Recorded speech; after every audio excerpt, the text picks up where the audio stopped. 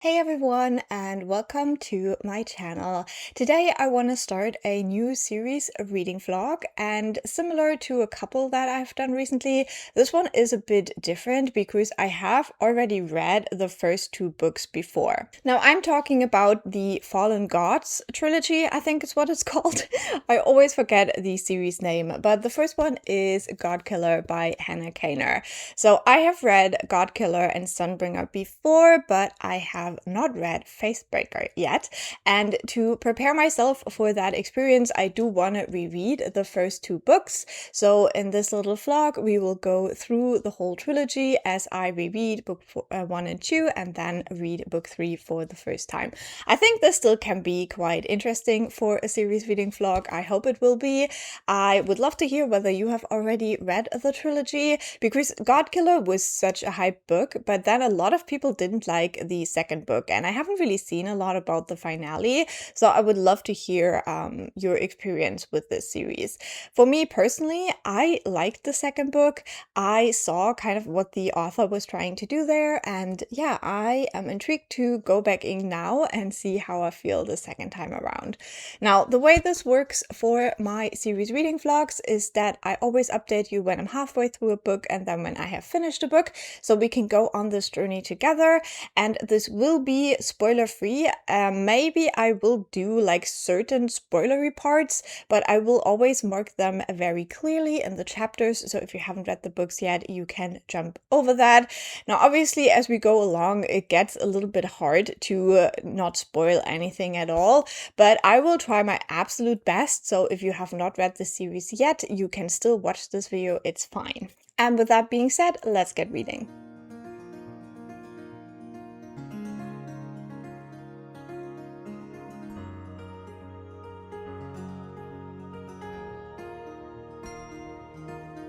I'm now halfway through Godkiller, and so I wanted to give you a little bit of an update how the reread is going. Now, I'm not gonna lie, at the beginning of the book, I did struggle with this reread quite a bit. It's just the part where we get introduced to the characters, and so we meet Kissen, the Godkiller, we get kind of her family backstory, and then how she meets this little girl, Inara, and Inara is linked to a god called Skedi. And yeah, it's about like how their paths cross and how they have to kind of like trust each other because of something very terrible that happens, and that leaves Inara kind of like stranded. She doesn't really have anywhere to go or anyone to trust, and so Kissen does kind of like just take her along. And so now they're on this journey to go to this cursed city of Blenraden. Don't know how to say that, but basically this was like a city of gods, and then there was this terrible war that completely destroyed the city, and it's actually where Kissen kind of grew up. So they're going there to see whether there is still like some like powerful gods alive that could maybe help separate Inara and Skedi. Now Inara is also a noble daughter, and it's a little bit unclear what like her background is. And then we meet along the way the knight called Elogast. And again, sorry if I mispronounced that. I don't listen to the audiobook right now. So he was like a very high like knight commander during the war, but then he decided, because of like decisions that were made for him, that he didn't want to be a knight anymore, and so now he's a baker, but he kind of gets this one request from his king, and he decides to do what is asked of him one last time. And so he's also on his way to Blenraden, and that's how their paths cross. And now we have all of these characters finally reunited. I did remember like the characters very well. I just don't remember plot very well. So I think the second half of this will be much better, because now we're getting into the plot of the book, and that's the part I don't remember so well. So I'm excited to just dive deeper into this book. Now, what I still really love about this is the world building. Because our characters are traveling through different lands, we do get very different parts of the world that we see. And one particular part that we're at right now at the middle of the book is this city that is built over a waterfall, and I love this idea so much. I would love to see like a movie adaptation of that, because I think with some special effects you could do like a lot with a setting like that. And yeah, just like overall, I love the way we explore this world. I love the way the gods are described. We do meet or hear about different kinds of gods as we go along the story, and I think it's like such a great idea the way that these gods are basically made. They come from, you know, people believing in something, asking something for help, leaving offerings and stuff like that. So a god can basically be anything. You can have a god of lost sandals, for example, and I know we will meet more gods as the story goes along, and I just think the creativity with that is like really great as well. But first and foremost, I love Kissen as a main character. You really understand where she's coming from, and I love the way that we do have Inara, who is trying to decide whether she can trust Kissen, and the way that their relationship evolves basically, and how Inara comes to see that while Kissen is very gruff, she's also very honest, and that can be kind of an asset as well. And yeah, I love that. So as I said, I will read the second half of this. Maybe I can even finish it today. We'll see. And then I'll be back to talk about how it went.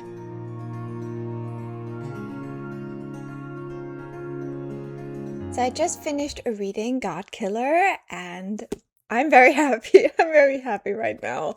The ending of this book is just so epic, and it like really gave me that same thrill that I had when I read it for the first time.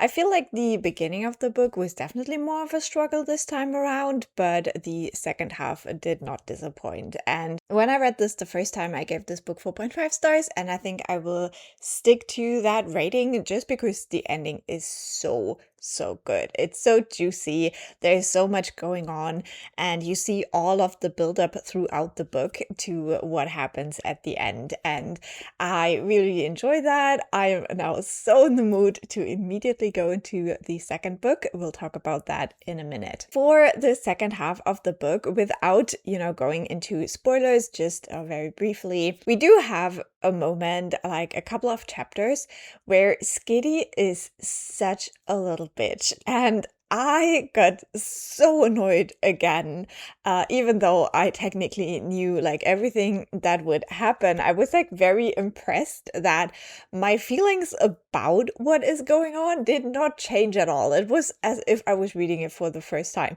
And I thought that was quite funny. I definitely recognized all of those feelings again. There is also one spicy scene in this book. It is fade to black in a way. Just the setup of the scene still bothers me a little bit. Like, it's a moment where I do understand kind of like what is happening, like what the author is trying to go for. But also I'm always like, is this really the time and place? But yeah, I forgive and I forget. But yeah, this was such a fun experience, and I think for a fantasy book that is under 300 pages, this does so much heavy lifting. It does amazing character work. You have these complex relationships between the characters.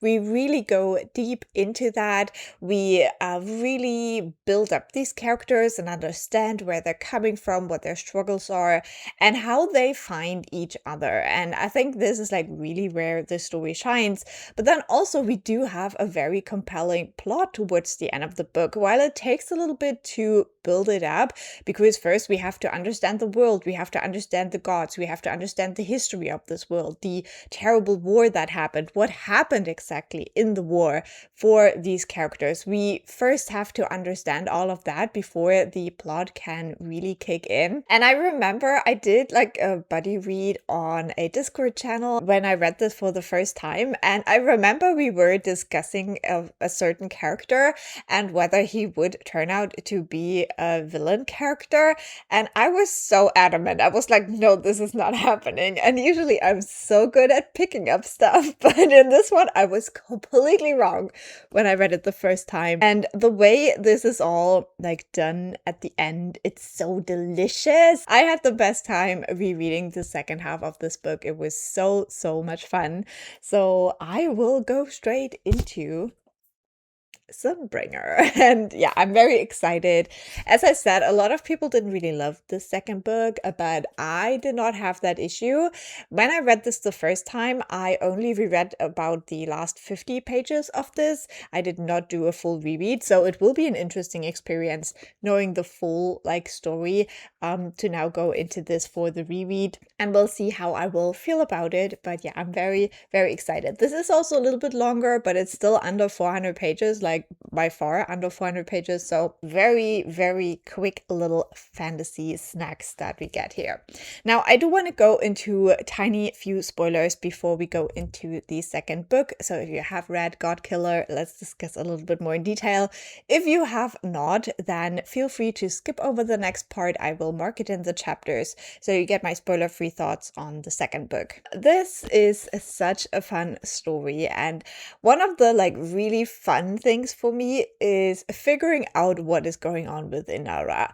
Now, in this book, we do towards the end get a couple of hints, but obviously from the very first moment, we know that she's not like other girls. And I don't mean that in the terrible way. I mean it in like, is she even human? And I really love how this question develops, because first of all, we have a small girl who's linked to a god, and it's like, okay, that's a bit odd. And then we learn that she can see all the colors and the feelings, and that's a bit odd. And as we go through the story and she starts meeting other gods, they're like, what the hell are you? And you're thinking like, okay, but it's always in such like action-packed moments, or like, you know, something else is going on. So you're always like, but then you forget about it again, because like people are literally dying all around you. So I think it's so interesting, and the way that the other characters don't like particularly pick up on it and never really question it. Like Listen has a moment where she's basically offered the answers by the goddess An, and she doesn't take it. She's like, no, sorry. So I think it's like so interesting how unconcerned these characters are with the question of Inara. And I don't remember a whole lot about Sunbringer, but I'm very intrigued to kind of refamiliarize myself with this question. The other thing is that we have the relationship between Ilo and the prince, the king, Eren. And when I read this the first time, I really thought Eren was a good guy. I wanted to believe in him. I really thought, you know, Ilo and Eren had such a fantastic friendship. And especially when Ilo talks about that moment where Eren sacrifices himself for him. And then we have this like big twist, and we see, okay, Eren apparently has fallen under the spell of these fire goddesses, and he's not really himself anymore. So that obviously brings about the whole thing of the second book. And oh, that betrayal hurt so much. Like, I was right there with Ilo. I was like, oh my god, like your best friend just did that to you. Unbelievable. But I think the whole like relationship that we see between these two men, I really appreciate it, even though it falls apart in that moment when Ilo decides to make a deal with the god to save Eren. But everything before that, I think, is such, is such a beautiful friendship. And you can see like where it's very easy for Eren to go wrong. Like, obviously he was born a prince, and even though no one appreciated him and no one really cared about him, he still is in a position of power. And Ilo will never reach that. Like, even though he was such a good friend, he is not a prince, and he does not have power in this world. The moment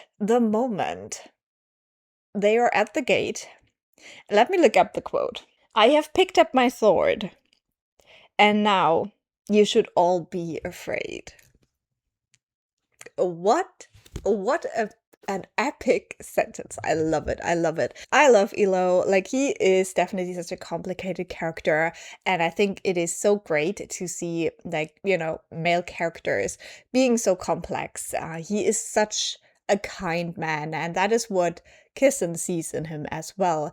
But he is also, like, so deeply troubled and like he hurts so much. And I love Elo a lot. And I have been rewatching Bridgerton while I was rereading this, and I'm not gonna lie, I started picturing Regé-Jean Page as Elo a little bit. Like, I'm fan casting right now, and I'm not mad about it. But you know, this is just like, sometimes that happens to me when I consume like two pieces of media at the same time, and my head just starts making weird connections. So ignore me. Last but not least, we have Kissen. I love Kissen. I think she is such a fantastic character. I would love to be more like Kissen. She is so badass, and the way she has the strength to wake up every day in this world, that is so effed up. And she just goes on her journey protecting the people she loves. And she's not really caring about much else, but that makes her a fantastic character. She has her priorities straight. She knows what she's good at, and she's doing that. And she's doing that for her loved ones, for the good of her loved ones. And I think you can't really argue with that, honestly. I think Kissen is a fantastic character in this. And ooh, the agony of that chapter when she grabs this fire goddess. I don't quite know how to say the name. Jose, I don't know. When she grabs her and they drop into the ocean, and for a moment you think that's it, like that was Kissen.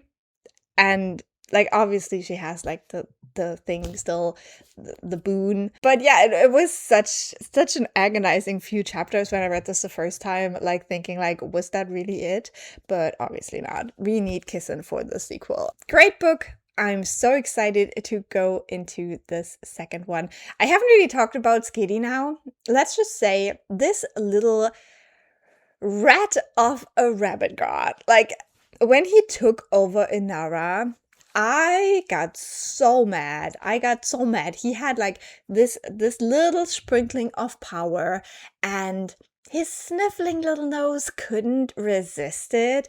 And he took over the one person who trusted him and who loved him. And I think this is like very important for the story to also understand the gods, because you know, I love stories about gods, and especially these kind of like wild gods, the gods that have a mind of their own. And I love the exploration of gods. I love the exploration of saints and all of that kind of stuff. So this is like right up my alley. And just the way that, you know, gods are not human. They do not have a moral compass like a human. And they have like this very strong objective to have power, to be believed in, to get these sacrifices and all of that. So I think these chapters about Skady are actually super important, because that's when you get to see it. You get the power corrupting him so quickly. He has been starved for people who kind of believe in him for so long. And this is his moment, that he feels the first like little tickles of power, and he cannot resist because he is a god. And the way that he then manages to kind of snap out of it, like obviously that is Inara's power in the first place, but they do find each other again, and he never tries that again in this book. So I think that is like very interesting. And again, it like opens up the question as well, like, who the hell is Skady? And yeah, let's go into the second book and find out more answers.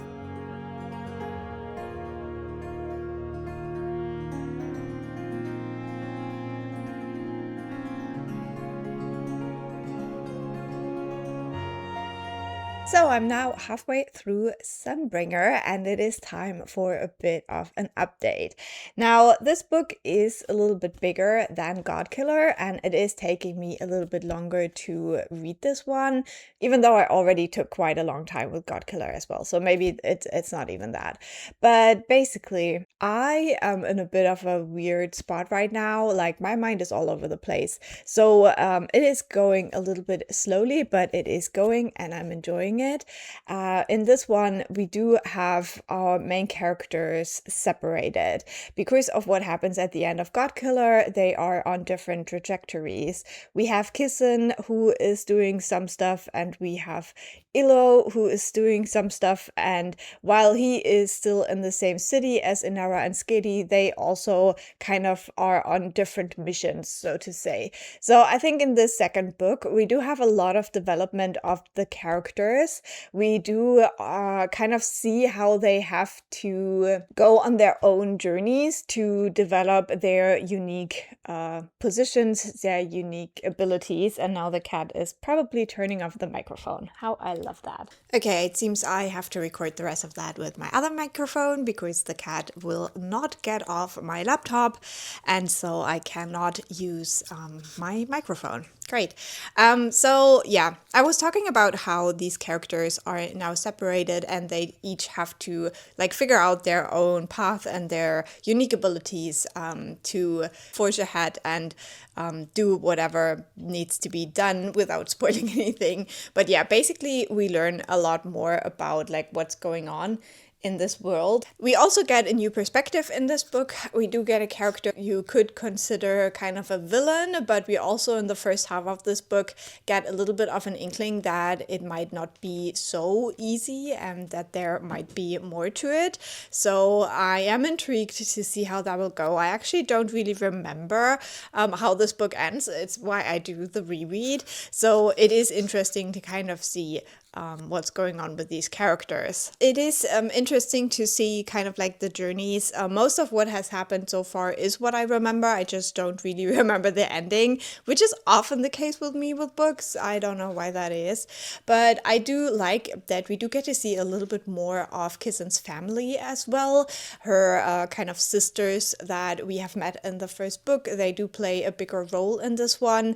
And we also see this city of Leshia, which is a city that is full of like knowledge and scribes, and they have these like very important archives. So I do like the vibe of this place that we explore more in here. I do also like that we kind of expand the world in a way, because in the first one we do have this kind of like road trippy feeling where they have to go to a certain place to achieve something, and now the world is opening up more. We're not just on this journey to reach something, we actually do look at kind of like the political machinations and a lot of what is going on in the broader world as well. And so we do definitely have an opening up of this fantasy world in this book.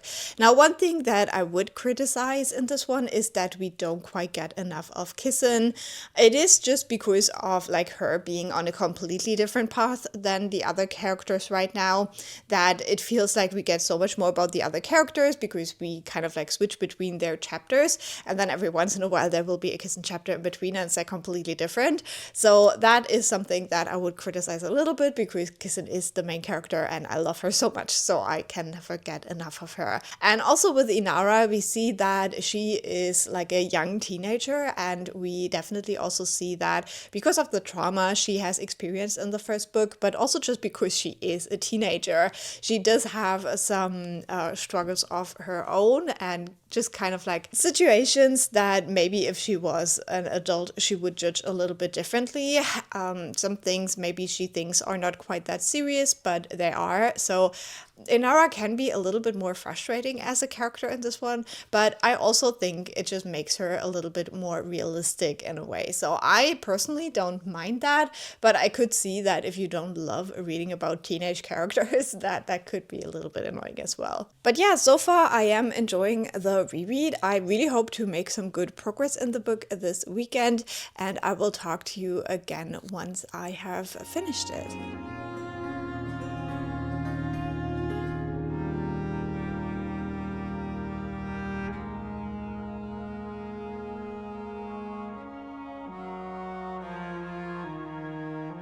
So yesterday I did finish reading Sunbringer, and so I am here to update you again. Now, the second half of this book definitely picked up speed. The ending was very explosive, very tense. I was like, taking some deep breath to get through the ending. I even had to pause a couple of times because I was like, oh, things are not looking good. And so, yeah, it's definitely an experience. I think if you like very action-packed, tense endings, you will enjoy the ending of Sunbringer. I gave this one 4 stars on reread again. It would probably be more like 4.25 stars now. I think I liked it maybe more on reread. I don't know. But I did really enjoy my reading experience overall. I would say that the first half, it definitely took a little bit of time. And then, as the pieces started falling into place and we get to the ending, it had me in a chokehold. And so I'm very, very happy to have finished this now and to be able to go into the final book. Now, I can't really talk about too much else, I think, without giving any spoilers. We definitely have some characters now who are in very, very dangerous situations, and I am very scared for them. I'm intrigued to see how much of that we will actually see in Faithbreaker. We also learn so much more about a certain character in this book, which I am very excited about. I definitely want to know all about it. And we do get some alliances that probably we would not have expected, especially after the first book. But I think that is very intriguing, and I definitely now want to see how it all plays out in the final book. So I think that's all I'm gonna say for now. And I think I want to go into a couple of spoilers for the people who have already read this book. And maybe just one more thing, because so many people didn't like this book. And I just wanted to say that in my opinion, this book does take some big, big chances. And in my opinion, it is successful with that. But I can totally see why some people did not like this. Now, the first thing I had already mentioned in my previous update is that Kissen isn't really our main character in this book, and also we do get that additional perspective that can be a bit off-putting. It's not so much in the book, so for me it was okay, but I didn't love it.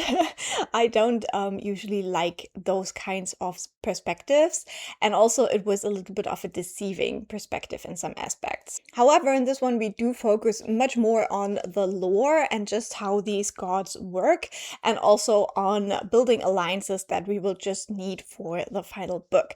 So we do have some very big revelations in this book, which I thought was very interesting, and I'm also intrigued to see how that will play out with some of these things. And then obviously the main thing is that our characters get separated throughout this book, and it takes pretty much till the end of the story for them to get together again.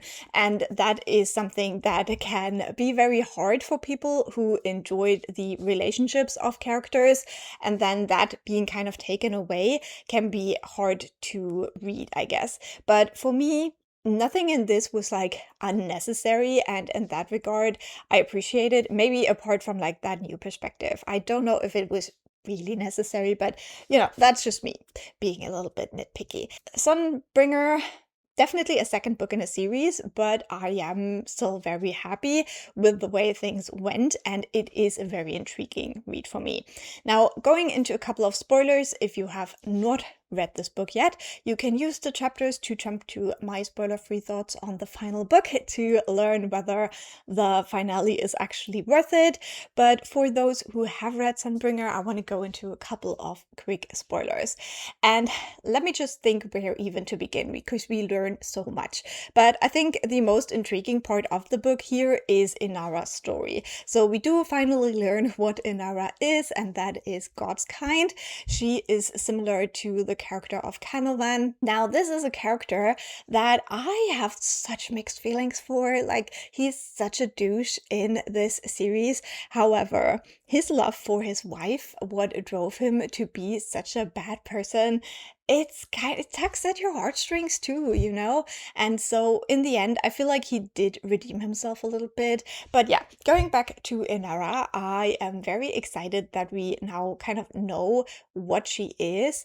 And I am also intrigued to see how she will differ in the way that she or her powers work to Canovan, because it seems to be quite different. She does have a lot of powers without any like blood sacrifice or anything like that. And she also hasn't really summoned her parent god yet, so we'll see about that. She has some really, really strong powers, and we discovered that in this book, and I thought that was very fascinating. And then the other thing with her storyline is obviously that her mother is not dead, and that is one of the things I actually remembered about the book. So I was kind of intrigued to return to those scenes and like really see how the relationships played out. And yeah, it's difficult. It's difficult because by now Inara has changed so much that she feels much more connected to Kissin than her actual mother. On the other hand, you can see how much like adoration and love she still has for her mom. She really wants to be like her, but now having this living representation of who her mother actually is going to clash with this idea that Inara had of her mother. So I'm intrigued to see where that goes in the third book, because there is a lot of potential for strife as well. And with Elo and the king, we also have another relationship that is very complex. We definitely see that Elo cannot forgive Eren for the things he has done. At the same time, I really love the kind of juxtaposition that we have with the way that the king portrayed himself in Leshia, where he actually never was. It was like his weird like body double thingy. We have that with like you know, the armor and all of that, but then we have like just the boy with the little, you know, what is that called, like not a crown, but like the little whatever it's called, and he's just sitting alone in this room. And so yeah, I thought that the way this was described as well was really, really well done. And obviously now Eren knows that there are people who can like very easily take him out in Nara. So I'm intrigued to see how that will change the relationship, because now they know they need each other. Like the war with Talisha has started, and now they have to work together, but also they have to figure out power balances. So that is going to be very intriguing to me in the final book. Now, one thing I am still intrigued about is the relationship between Kissin and Elo. Now, they did have some, you know, sexual attention there, but Kissin is not like super romantic about it. So I'm intrigued to see where that goes, because Kissin seems to be very much into Inara's mother. And yeah, you can see with like interesting relationships. So we'll see where that goes. I mean, Lady Crier is definitely an interesting character, and I would love to see more of her in this final book. Now, one thing that I'm worried about is Yato and Tele. They are now in this city that I cannot pronounce that was just attacked with a fire. So we don't know what happened with them. And I am very, very worried about that because I love them. They're amazing. They have such a complex, loving relationship, and I love the portrayal of that.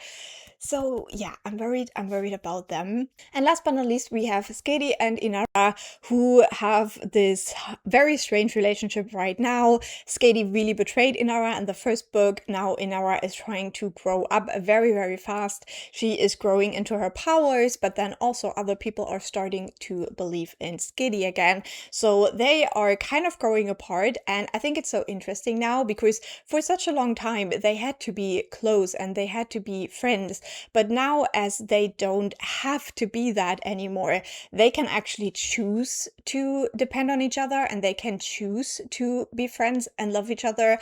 And I think that is a very important part. And we see that during those final moments when Inara summons this river god and then decides to go after Elo. And for a moment, Skadi doesn't follow. But then he does, because he does love Inara and he doesn't have to, but he wants to. And I'm intrigued to see how that will develop in the final book as well.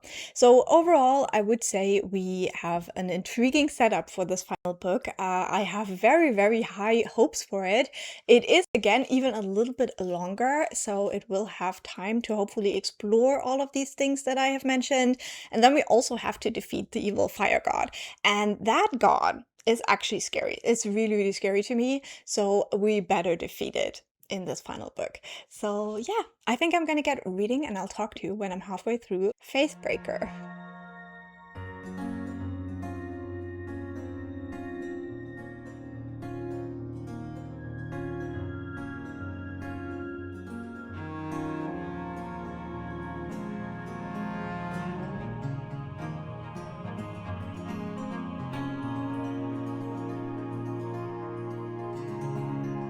I'm currently halfway through Faithbreaker, so it is time to give you a little update again. And this book is definitely slogging a little bit in the beginning for me again. I'm not gonna lie. Now, I am in a bit of a weird situation in my private life right now where I have like a little bit like higher stress levels than usual, and I don't know if reading a kind of high stakes fantasy is the perfect solution for that. Maybe I should be reading some cozy stuff, I don't know. But the beginning of this book, while a lot is going on, there's a lot happening. I have a hard time reading this book a little bit because it's not exactly what I want to happen, and I don't exactly like what is happening. So this is a bit difficult for me to explain. For one, I thought that at the end of the second book, we do have our characters all together again, and I really thought that we would get back a little bit of the character dynamics in this final book, the thing that had been missing from the second book because our characters were separated like that. But right now, it doesn't really seem that way because like right at the start of this third book, the characters split up in like different combinations again, and I don't really like that a lot. So I hope that we will at some point have them all together and fighting together again, because that is really what we're here for. I thought that is a little bit disappointing.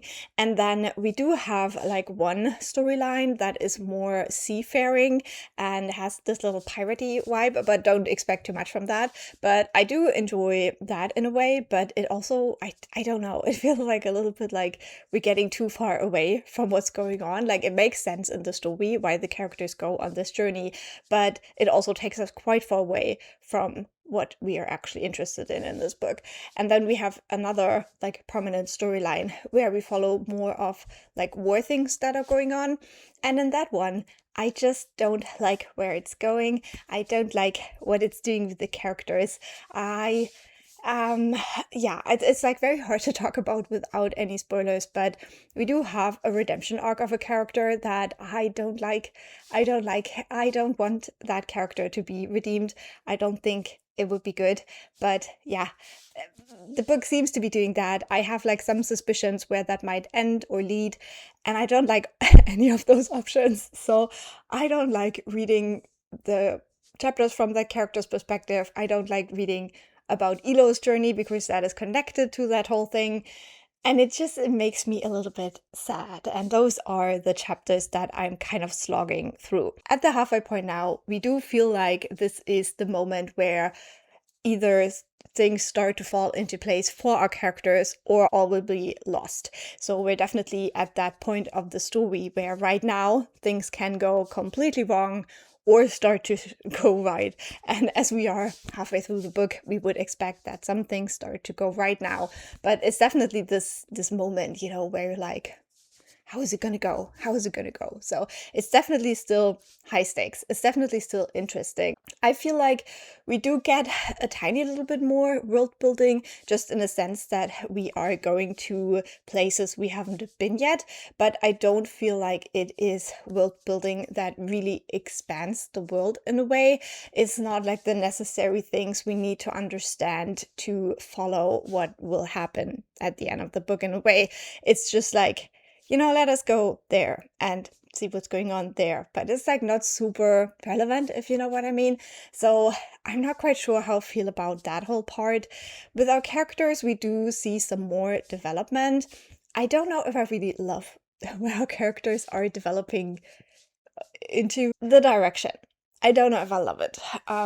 Inara is still like figuring things out. She's still, a teenage girl who has to understand what her place in the world is.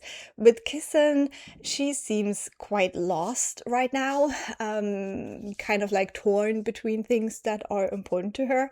So I wish we would get a bit more, her taking charge again in a way. I feel like right now she's like very much following things, following people, and then, only taking charge when things go completely awry.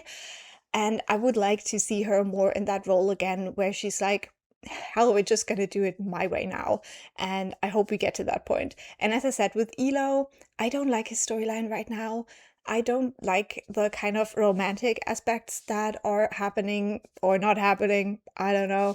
I have a hard time. I'm still enjoying it, but I'm having a hard time. This is not the book I wanted.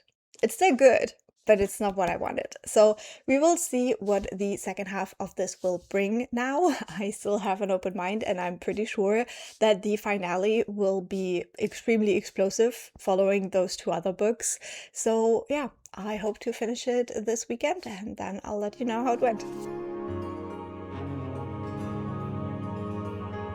We have come to the final update of this vlog because I have finished reading Faithbreaker yesterday. Now, I had very high hopes for Faithbreaker. I was really hoping the end of the second book would mean that the third book goes into a direction I would enjoy very, very much.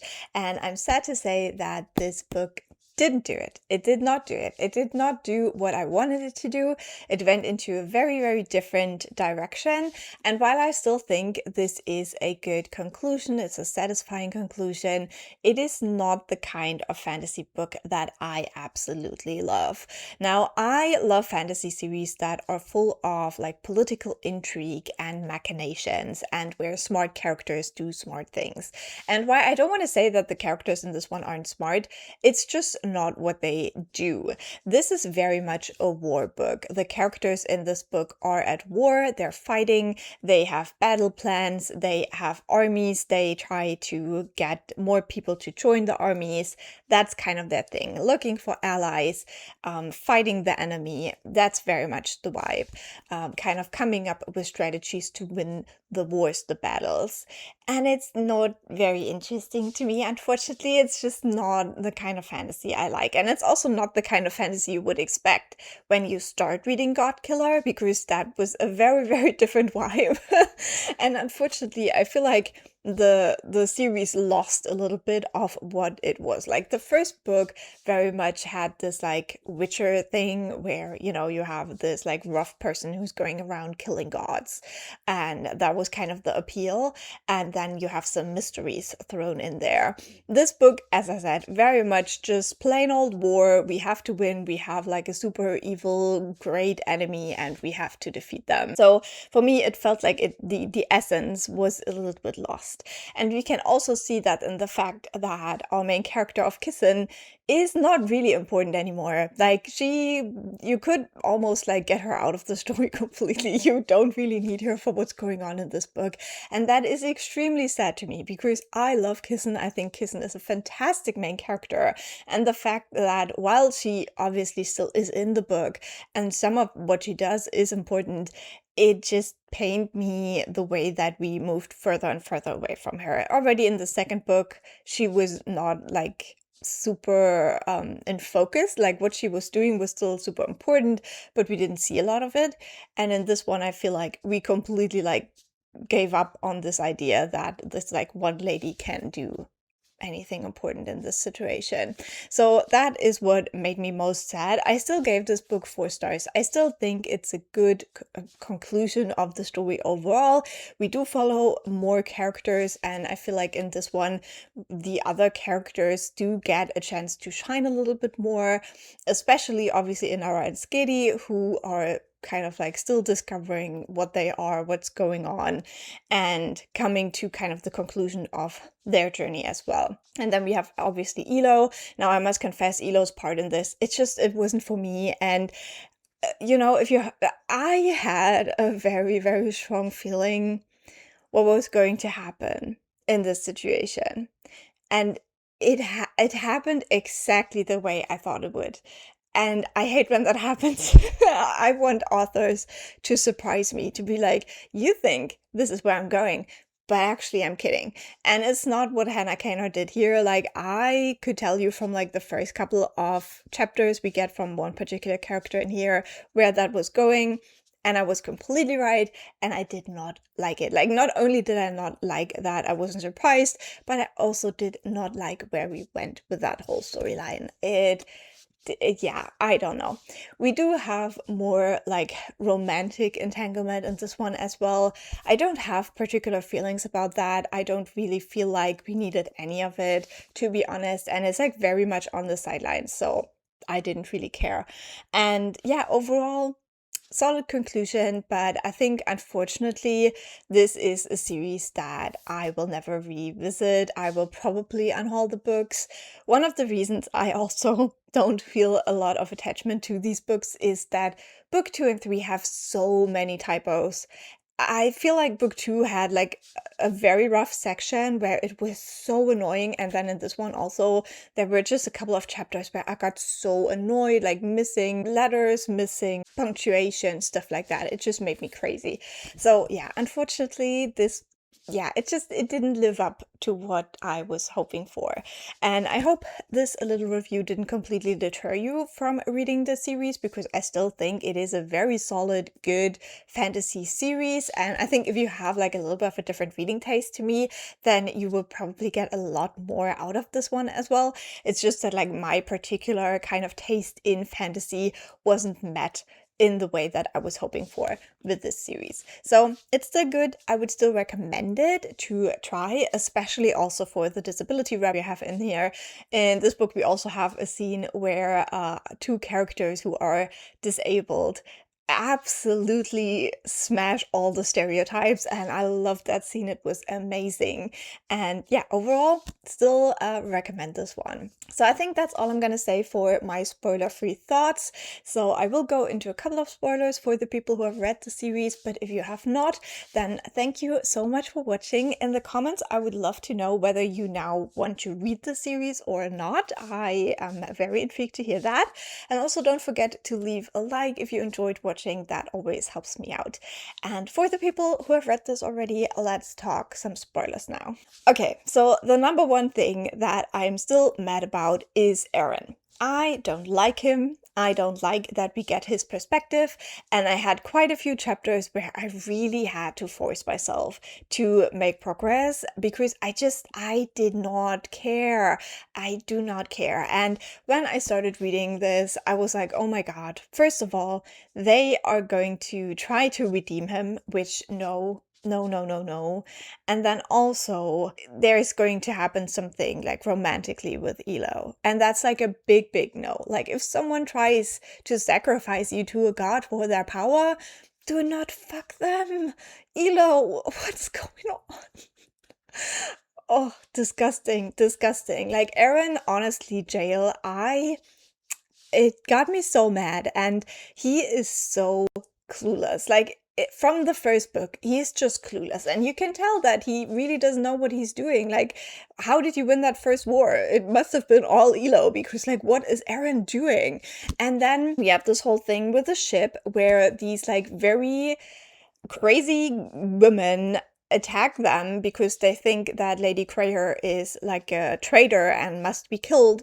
And then Aaron is like, you know what? I think I'm gonna elevate one of those women to be my like priest, my cleric. What is going on? And you can see with like every chapter, you can see what a bad decision that is. That is completely stupid, and that it's gonna blow up so bad. And it does. And it was so dumb. It was so dumb. The scene in the final battle, where he's like, now Hestra and I, we're the new god and we're gonna face this evil goddess and stuff. And then he gets killed by this fucking stupid woman commander. Because she thinks killing a god will produce a god. And you're like, what is going on? How can you be so stupid? And really, I just, that was like my complete reaction was like, this is so dumb. This is so dumb. I hate it.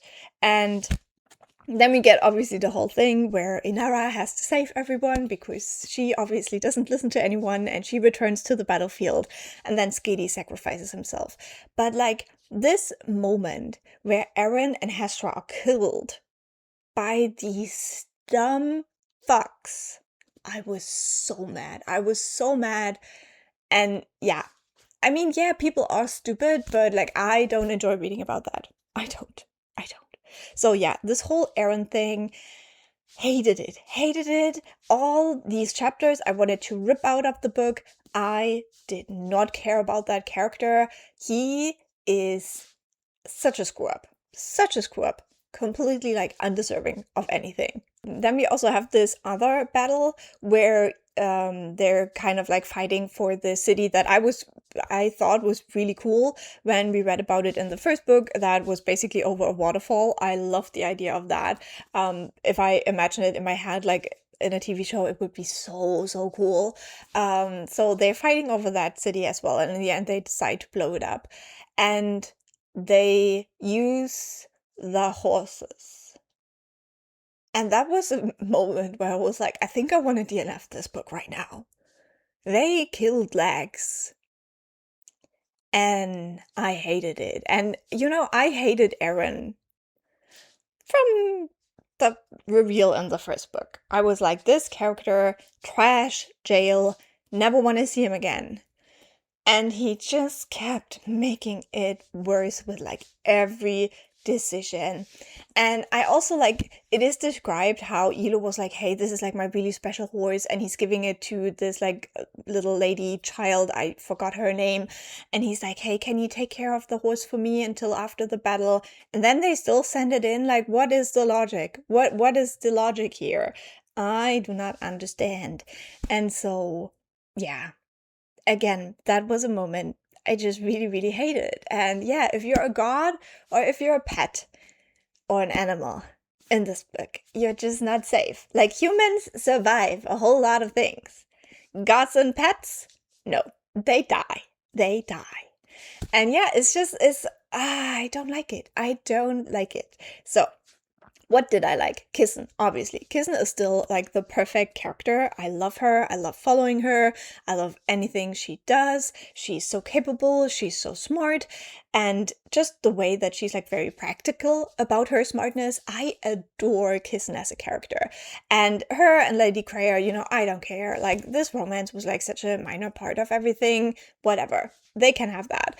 But just seeing her, you know, going on this journey, reuniting with her sisters, but then still feeling that she wants to fight this fight and she wants to, like, be the one to destroy this god who destroyed her family, or at least help. I think that could have been such a thing. And unfortunately, it's just not what we get in this book. I do really like that she was the one who's like, you know, maybe this evil god is not like vulnerable in the way that we thought, but we can still make her vulnerable to things. And she just always, you know, thinks about like what do gods want and how do they work and how can we use that to our advantage. And I love that.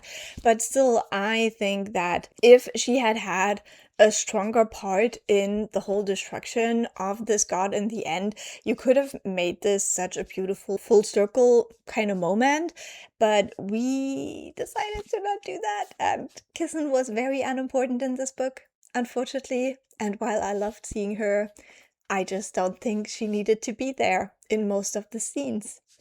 And that is just not very satisfying for a main character of a series. So yeah, Inara, still really enjoy that whole thing. I think we explored a lot of Inara again. We see her face her father, which I thought was very interesting. And yeah, just the whole like feelings that came up with that. The fact that maybe her mother wasn't even really prepared to be a mother and to live with the consequences of that godly love and all of that. I just think that was a very interesting piece to put in here. As I said, I loved that fight scene that we have with Inara and Skiddy and Tele and Yato when these like Irisian people try to capture them so they don't have to go to war. So that whole fight situation, it was so cool, and I really loved that we see these characters that, you know, in a lot of other stories they would be on the sidelines and they would just be the people to protect somewhere off, but no, they're in the fight as well, even in this very small way, and I loved that. So there is still a lot in here that I did enjoy, but there were also moments where I just really had to force myself to read it. And there are moments when it seems like characters are too much out of control, like they can't control what's going on anymore. They lost the control. And I don't like that. It makes me very anxious. It's something that I just can't read very well. And that we had a little bit of that in here where I just had to really push myself to continue reading, even though it was like raising my anxiety levels. So yeah, overall, solid book.